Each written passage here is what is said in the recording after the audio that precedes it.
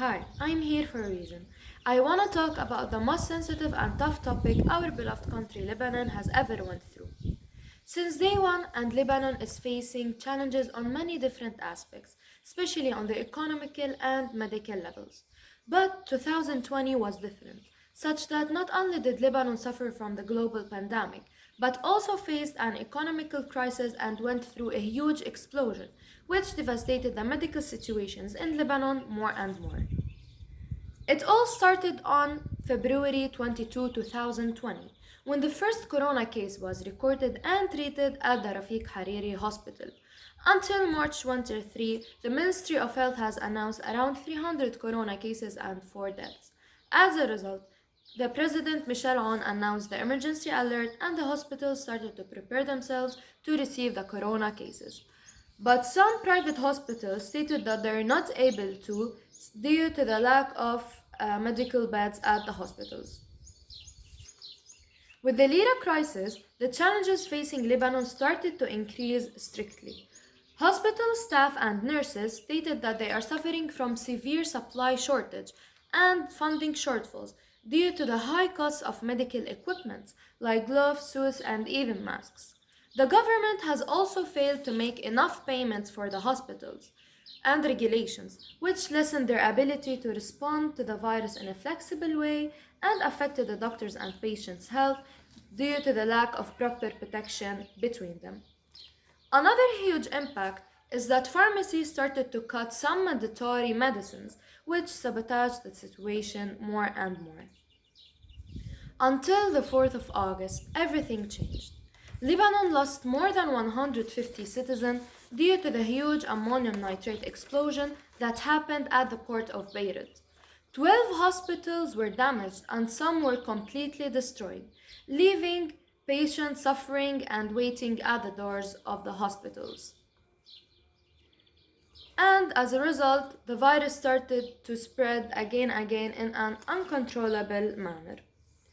Let's not forget that even before the explosion, the situation for the citizens wasn't particularly easy. Many hospitals closed their most expensive wards since they are not able to pay their drugs for their patients, like chemotherapy. The others have refused to admit patients with no private insurance, putting more than half of the population on the edge of poverty. The fuel crisis has also presented new issues. Hospitals started to face electrical cuts, which affected the health of patients who rely on electrical machines. Moreover, these challenges were not limited. Medical workers started to seek opportunities abroad, which led to a huge, massive wave of immigration, including the most well-educated doctors and nurses. And do you know what sabotaged the situation more? I'll tell you. Hospitals started to lay off nurses since they are not able to pay their salaries, putting 20 patients per one nurse, which consumed all their energy and thus decreased the quality of their services. However, these struggles have opened new opportunities for the Lebanese public relations. Several countries provided aid, oxygen, and financial help for Lebanon, like Emirates, Egypt, Turkey, France, and many other countries. Even some has helped in building new hospitals in Lebanon. Of course, let's not forget the local organizations who played a very vital role in these situations. Also, hygiene awareness has spread widely between the citizens. New technologies were approaching our labs, and the vaccine is set to reach our hands soon. Lastly, every bad has good, and the key to overcome the bad and reach the good is resistance.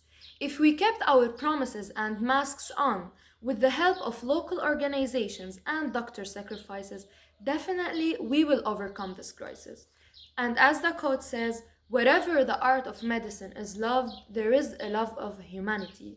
So our doctors will never fail us, and our mother tears and prayers will never be ignored. Thank you for watching.